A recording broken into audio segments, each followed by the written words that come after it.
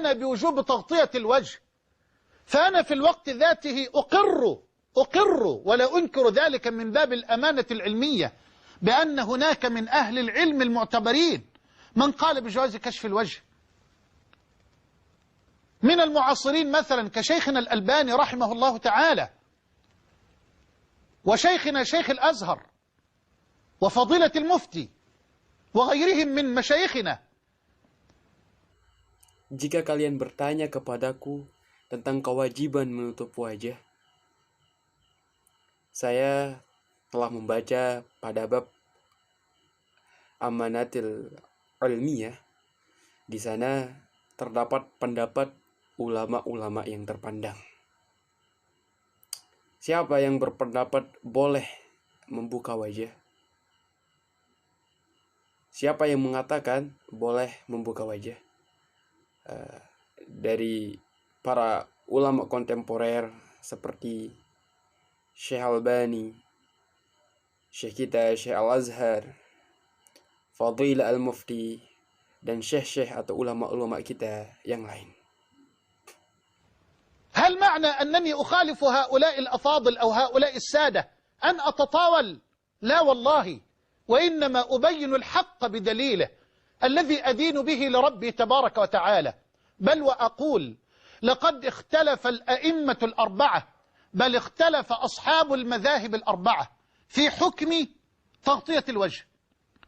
أرجو أن تراجعوا الليلة المجلد الخامس من كتاب الفقه على المذاهب الأربعة.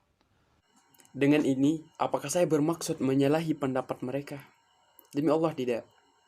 Sungguhnya saya itu menjelaskan kebaikan dengan dalil semata-mata karena Allah Subhanahu wa Ta'ala. Bahkan saya berani mengatakan bahwa sesungguhnya semua imam yang 4 itu berselisih pendapat atau berbeda pendapat mengenai hukum niqab, hukum menutup wajah. Saya harap malam ini kalian membuka kembali jurnal yang kelima yang berasal dari kitab fikih mazhab yang 4. في طبعة دار الحديث صفحة رقم 45 و 46. طبعة دار الحديث في القاهرة صفحة رقم 45 46 في باب عورة المرأة. هذا كتاب الفقه على المذاهب الأربعة. ذكر الحنابلة والشافعية في إحدى الروايتين عنهم أن جميع بدن المرأة عورة ولا يجوز لها أن تكشف شيئا من بدنها. هذا قول الحنابلة ورواية من روايتين عن الشافعية. Terbitan Darul Hadis Kairo, yaitu pada halaman 45 dan 46 pada bab mengenai aurat perempuan. Jadi kitab ini adalah kitab fikih yang bersumber dari mazhab yang 4. Imam Hambali dan Imam Syafi'i menyebutkan dalam salah satu riwayat dari Imam Syafi'i bahwasanya seluruh anggota tubuh atau seluruh badan perempuan itu adalah aurat dan tidak boleh membukanya sedikit pun dari anggota badannya. Ini adalah pendapat Imam Hambali yang berasal dari salah satu riwayat dari Imam Syafi'i. ذهبوا إلى أن جميع بدن المرأة عورة ولا يجوز لها أن تكشف شيئا من بدنها إلا لضرورة ككشف طبي، كنظر الخاطب لمخطوبته، كالشهادة أمام القضاء. فجميع بدن المرأة عورة عند الحنابلة وعند الشافعية في رواية من الروايتين عنهم. ويرى الأحناف والمالكية وفي الرواية الأخرى عن الشافعية أن جميع بدن المرأة عورة إلا الوجه والكفين. هذا من باب العدل والإنصاف، يجب علينا أن نبين الحق. اذكر أقوال أهل العلم في المسألة وبين اختلاف أهل العلم في المسألة، ورجح أنت ما تراه مرجحا لديك بالدليل ما دمت تحسن أن تتعامل مع الدليل ومراتب الدليل ومناطات الدليل إلى غير ذلك من الأحكام. Mereka berpendapat bahwa seluruh tubuh wanita itu adalah aurat dan tidak boleh membukanya sedikit pun, meskipun itu sekecil biji zarah, meskipun yang dibukanya sekecil biji zarah atau sekecil lalat, kecuali dalam keadaan darurat, seperti pandangan seorang yang mengkhidbah kepada orang yang dikhidbah, pandangan saksi di depan hakim. Menurut Imam Hambali, yang berasal dari salah satu dari dua riwayat yang berasal dari Imam Syafi'i, mengatakan bahwa seluruh tubuh perempuan itu adalah aurat. Dan Imam Hanafi dan Imam Maliki berpendapat dari riwayat lain yang berasal dari mazhab yang berasal dari Imam Syafi'i, bahwa seluruh tubuh perempuan itu adalah aurat kecuali wajah dan telapak tangan. Pendapat ini terdapat pada bab tentang keadilan dan kejujuran. Kita wajib menyampaikan kebenaran, yaitu dengan menyebutkan semua pendapat para ulama dalam suatu masalah dan menjelaskan perbedaan atau khilafiyah pendapat para ulama dalam suatu masalah, dan mencocokkan pendapat kita, pendapat Anda dengan dalil-dalil yang terdapat pada masalah lain tentang beberapa hukum yang ada. لكن لا يجوز لمقلد أن ينكر على المخالف، لا يجوز لمقلد أن ينكر على المخالف. يا أخي لما تنكر علي وأنت تقلد إماما آخر أو عالما آخر؟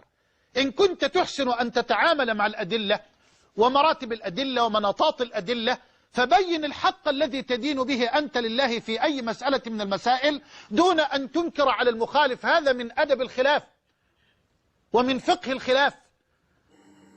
Tetapi tidak boleh seorang muqallid itu mengingkari khilafiyah. Misalnya, engkau mengatakan saya salah dan saya benar karena mengikuti imam yang lain. Jika engkau benar dan melakukan sesuatu dengan cara yang benar, jelaskan saya melakukan perbuatan ini dengan dalil ini. Jangan menyalahkan khilafiyah atau pendapat imam yang lain yang berbeda dengan pendapatmu. Ini merupakan adabul khilaf. Inilah adab dalam perbedaan pendapat dan adab dari perbedaan mazhab fikih. وأنا أقول دوما لو طرحت أي مسألة من مسائل الخلاف في بوتقة الخلاف وظللت بأدب الخلاف فلا خلاف. فلقد اختلف الأنبياء ولقد اختلف العلماء، والله لقد اختلف الأنبياء. وداود وسليمان إذ يحكمان في الحرث إذ نفشت فيه غنم القوم وكنا لحكمهم شاهدين ففهمناها سليمان وكلا آتينا حكما وعلما. Saya selalu mengatakan, jika salah satu pendapat dari beberapa pendapat imam atau khilafiyah yang tidak disukai oleh yang lainnya lalu dilenyapkan oleh adabul khilaf, maka itu tidak ada jenis khilafiyahnya. Sungguhnya para nabi dan para ulama itu pernah berbeda pendapat. Seperti Nabi Daud dan Nabi Sulaiman pernah berbeda pendapat tatkala keduanya memberikan keputusan mengenai tanaman, karena tanaman itu dirusak oleh kambing-kambing yang kepunyaan kaumnya. Dan kami menyaksikan keputusan yang diberikan oleh mereka. Maka kita telah memberikan pemahaman kepada Nabi Sulaiman tentang hukum yang lebih tepat, dan kepada masing-masing mereka telah diberikan hukum dan ilmu, hikmah dan ilmu. اختلف داود وسليمان في مسألتين، في مسألة الغنم وفي مسألة الذئب حين اعتدى على طفل لامرأة فأكله. اختلف نبي الله داود ونبي الله سليمان، وكان لكل واحد منهما قوله في المسألة. واختلف أصحاب النبي حين أمرهم بالصلاة في بني قريظة وقال لا يصلين أحدكم العصر إلا في بني قريظة.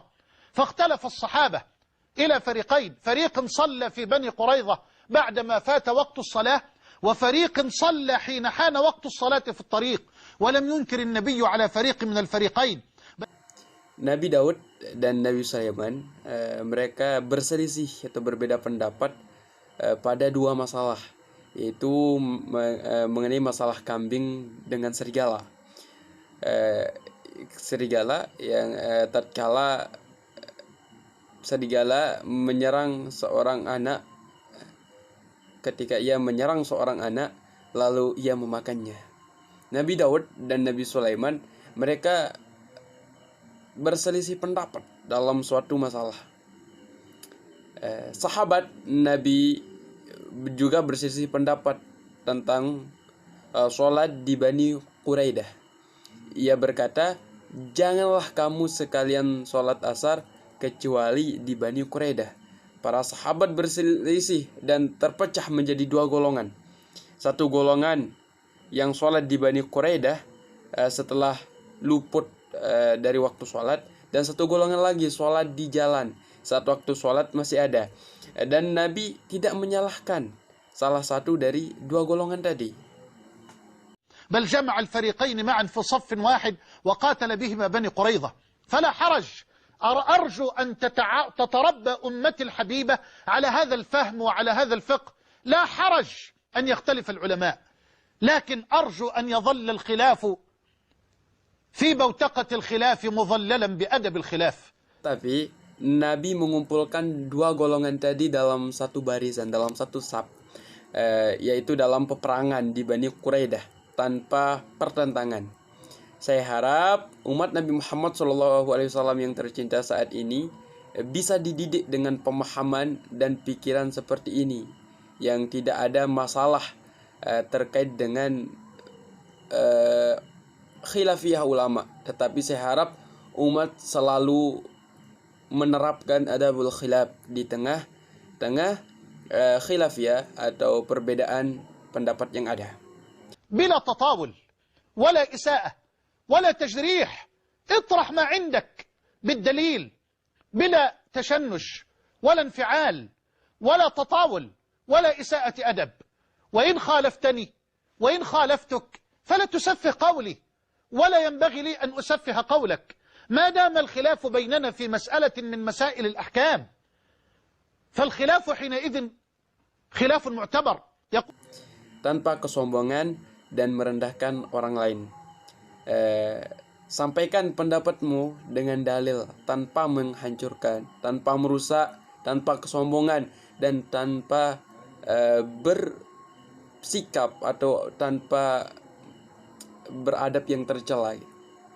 Jika saya dan engkau berselisih pendapat, jangan malu mengatakannya kepadaku.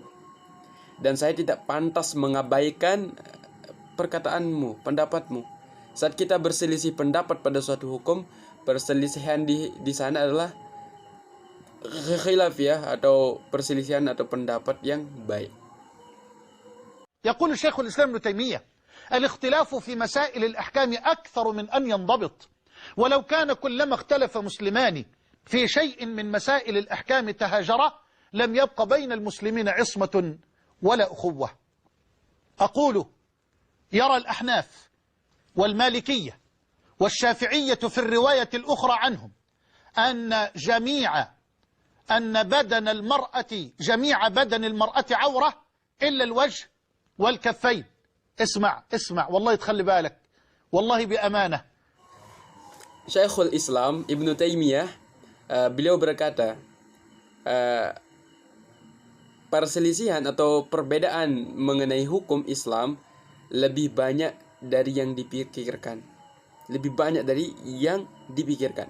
Dan jikalau ada dua orang muslim berselisih pendapat mengenai hukum Islam dan tidak menemukan jalan keluar, aku ingin mengatakan mazhab Imam Hanafi, Imam Maliki, dan Syafi'i pada riwayatnya yang lain berpendapat bahwasanya seluruh badan atau seluruh tubuh wanita itu adalah aurat kecuali wajah dan telapak tangannya.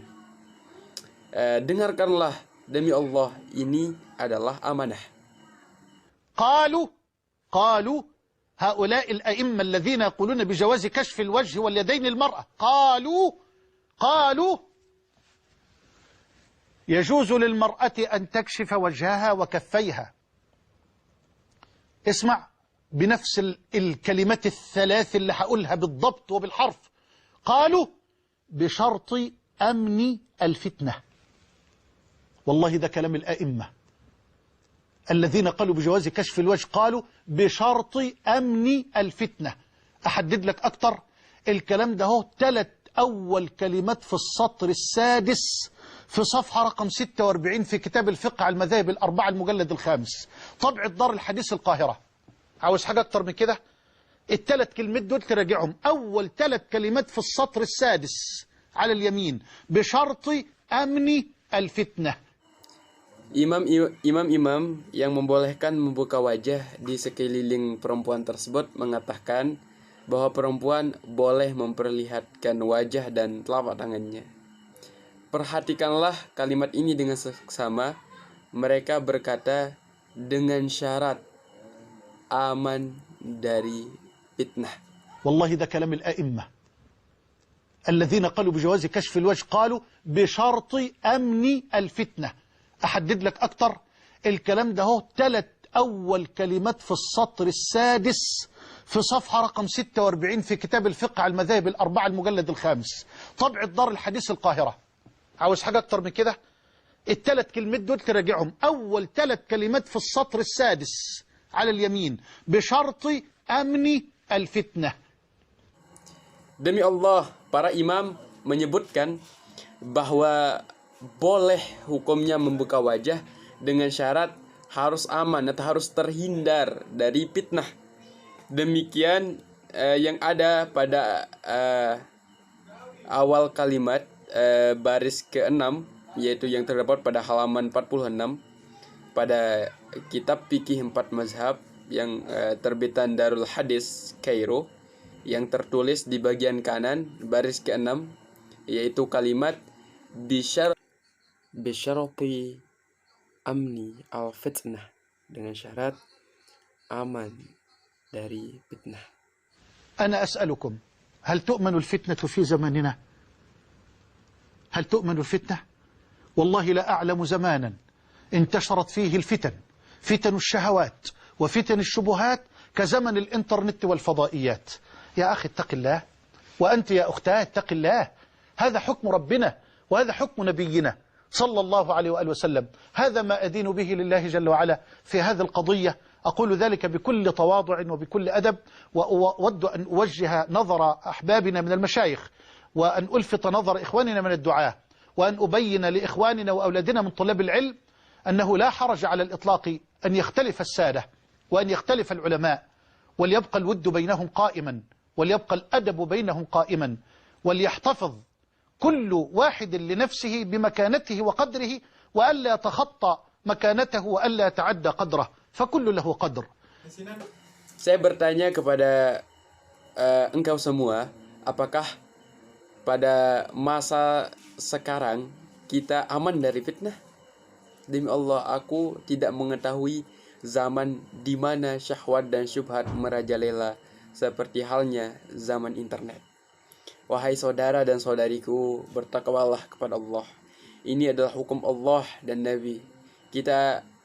Ini adalah apa yang disampaikan Allah Subhanahu wa taala pada pertemuan ini. Aku mengatakan seperti ini dengan penuh ketaatan dan adab. Kita melihat para guru yang kita cintai dan saudara-saudara kita, dan saya menjelaskan kepada saudara dan anak-anak saya yang sedang menuntut ilmu, sama sekali tidak ada yang salah mengenai perbedaan atau khilafiyah pendapat para ulama. Tetaplah ramah dan beradab, dan ingatlah semua yang terjadi itu adalah berdasarkan takdir Allah subhanahu wa ta'ala. ولا حرج على الإطلاق أن يختلف التلميذ مع أستاذه، وأن يختلف الابن مع والده بالحق وبالدليل. هذا ما ندين به لربنا في هذه القضية. ونصيحة الأخيرة لأختي المنتقبة أن تتمسك بنقابها وحجابها، وأن تعتز بذلك، وأن تعلم علم اليقين أن لها سلف. يكفيك يا أختاه أنك على ضرب أمهات المؤمنين. Dan sama sekali tidak salah jika guru dan siswa berselisih pendapat. Anak dengan orang tua berselisih pendapat mengenai kebenaran, baik itu menggunakan dalil. Itulah yang akan disampaikan pada pertemuan ini sebagai nasihat terakhir untuk para saudara-saudariku, untuk para saudariku untuk tetap menggunakan niqabnya dan hijabnya, dan berbanggalah dengan hal yang demikian itu, dan bahwa ia benar-benar mengetahui bahwasanya ulama salaf mencukupinya, dan demikianlah yang dicontohkan oleh ummahatul mu'minin. يكفيك يا أختاه أنك ورب الكعبة على ضرب الصحابيات الطاهرات العفيفات. يا ضرة حفظت بالأمس غالية واليوم يبغونها للهو واللعب. يا حرة قد أرادوا جعلها أمة غريبة العقل غريبة النسب. هل يستوي من رسول الله قائده دوما وآخر هاديه أبو لهب؟ وأين من كانت الزهراء أسوتها؟ Cukuplah untukmu, wahai saudariku, bahwasanya engkau berada di atas jalan sahabat yang suci. Wahai keindahan, engkau tersimpan sebagai simpanan yang mahal yang mereka inginkan untuk bersenang dan bermain. Wahai orang yang merdeka, mereka ingin menjadikannya budak yang asing, baik dalam segi pengetahuan maupun nasab. Apakah Rasulullah SAW dan pamannya Abu Lahab itu sama? Dan Fatimah Az-Zahra adalah kesenangan atau kebahagiaannya. ممن تقفت خطى حمالة الحطب فلا تبالي بما يلقون من شبه وعندك الشرع إن تدعيه يستجب. سليه من أنا من أهلي لمن نسبي للغرب أم أنا للإسلام والعرب. لمن ولائي لمن حبي لمن عملي لله أم لدعاة الإثم والكذب. هما سبيلان يا أختاه ما لهما من ثالث فاكسبي خيرا أو اكتسبي. سبيل ربك والقرآن منهجه نور من الله لم يحجب ولم يغب. Siapa yang berdiri dalam barisan para pembawa kayu bakar, maka ia tidak peduli perbuatan syubhat yang ia lakukan, dan engkau memiliki hukum syara untuk mencegahnya. Tanyakan, dia siapa saya, dan siapa keluarga saya, siapa nasab saya berasal dari barat atau dari Islam. Untuk siapa kesetiaanku, cintaku dan keluargaku? Untuk Allah, zat yang memerintahkan kita berdoa dan pemilik doa dan balasan. Keduanya memiliki jalan masing-masing, tidak ada yang ketiga antara yang baik atau yang buruk. Jalan Allah Subhanahu wa taala dan Al-Qur'an adalah manhajnya, yaitu cahaya dari Allah yang tidak dihijab dan tidak disembunyikan. As'alullah jalla wa ala أن يثبت إخواننا وأخواتنا وأن يرزقنا جميعا حسن الخاتمة. اللهم ارزقنا وعلماءنا ومشايخنا حسن الخاتمة. اللهم أرنا الحق حقا وارزقنا اتباعه، وأرنا الباطل باطلا وارزقنا اجتنابه. اللهم لا تخرجنا أبدا من مقام الأدب حتى نلقاك، وعلمنا وفهمنا وبصرنا بالحق وثبتنا عليه وأعنا عليه يا أرحم الراحمين. اللهم استر نساءنا واحفظ بناتنا وأصلح شبابنا واحفظ بلدنا مصر من كل فتنة وشر ووباء وبلاء وسائر بلاد المسلمين. أيها الأفاضل، أقول قولي هذا، وما كان فيما طرحت من توفيق فمن الله وحده، وما كان من خطأ أو سهو أو نسيان أو سوء أدب فمني ومن الشيطان، وأعوذ بالله أن أكون جسرا تعبرون عليه إلى الجنة ويرمى به في جهنم، ثم أعوذ بالله أن أذكركم به وأنساه. وصلى الله وسلم وبارك على نبينا محمد وعلى آله وأصحابه أجمعين، والسلام عليكم ورحمة الله تعالى وبركاته. Saya berdoa kepada Allah supaya menguatkan hati saudara dan saudariku, dan semoga Allah mematikan kita dalam keadaan husnul khatimah. Ya Allah, anugerahkanlah kami, ulama kami dan guru-guru kami husnul khatimah. Ya Allah, perlihatkanlah kami bahwa yang baik itu baik, dan berilah kami kemudahan untuk mengikutinya, dan tampakkanlah dan tunjukilah untuk kami yang buruk itu buruk, dan berilah kami kemudahan untuk menjauhinya. Ya Allah, janganlah Engkau keluarkan kami pada jalan adab yang baik selamanya sampai kami mati, dan berilah kami petunjuk ilmu, dan ajarkanlah kami ilmu dan kebenaran, dan tetapkanlah kami pada jalan tersebut, wahai Zat Tuhan yang Maha Pengasih lagi Maha Penyayang. Ya Allah, jagalah istri kami dan jagalah anak-anak kami, dan perbaikilah pemuda-pemudi kami, dan jagalah negeri kami, yakni negeri Mesir, dari segala fitnah, penyakit dan bencana, dan jagalah seluruh negara-negara muslim, negara-negara Islam. Para jamaah yang dimuliakan Allah Subhanahu wa taala, aku mengatakan seperti ini: segala yang baik datangnya dari Allah, dan segala yang salah datangnya dari saya sendiri. Dan aku berlindung dari syaitan kepada Allah Subhanahu wa taala. Semoga Allah memberikan keselamatan dan keberkahan buat baginda Nabi Muhammad SAW beserta keluarganya dan para sahabatnya semuanya. Wassalamualaikum warahmatullahi wabarakatuh.